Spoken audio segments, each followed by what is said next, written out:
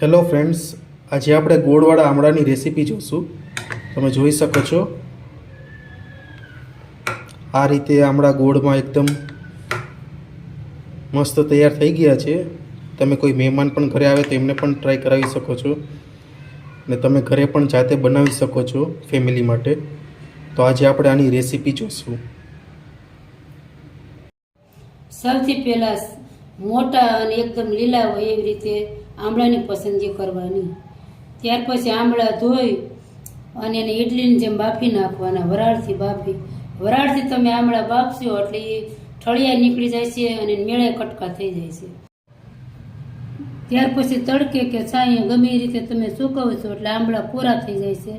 આમળા કોરા થઈ જાય પછી કિલો આમળા તમે કિલો ગોળ જોઈએ, 500 આમળા હોય તો 500 ગોળ જોઈએ, એવી રીતે આમ ગોળ નાખવાનું. ગોળ આમળા સુકાઈ ગયા પછી તમે જોઈ શકો છો આવી રીતે છૂટા કરી નાખવાના. બધા આમળા કટકા તેને મેળે થઈ જાય છે અને આવી રીતે છૂટા કરી એક એક કળી જુદી પડી જાય છે. હવે ગોળને ધીમે તાપે ગરમ કરીશું અને એમાં ગોળ ડૂબે એટલું પાણી નાખીશું.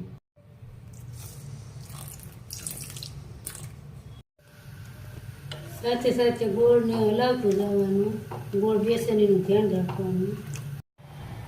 હવે આને આપણે હલાવતા રહીશું અને ઘટ થવા દઈશું. હજી આમાં ગોળ ઘટ નથી થયો, ગોળ ઘટ થવા દેવાનો. એક તારી ચાસણી આવી જાય ને એટલું.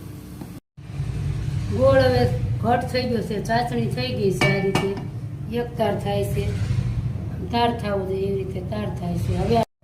હવે આપણે આમળા નાખીશું.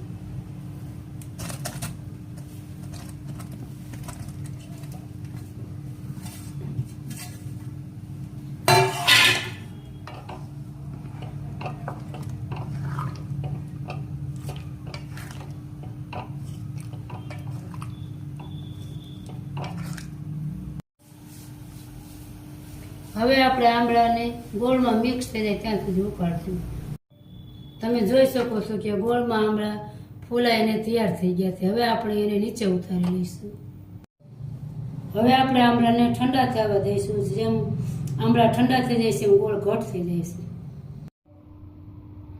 હવે તમે જોઈ શકો છો 5 કલાક થઈ ગઈ છે અને મિશ્રણ ઠંડુ પડી ગયું છે અને ગોળ અને આમળા સારી રીતે મિક્સ થઈ ગયા છે.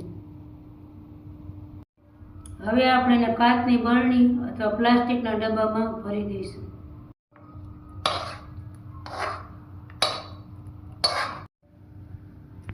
તો આપણે ગોળવાળા આમળા તૈયાર થઈ ગયા છે.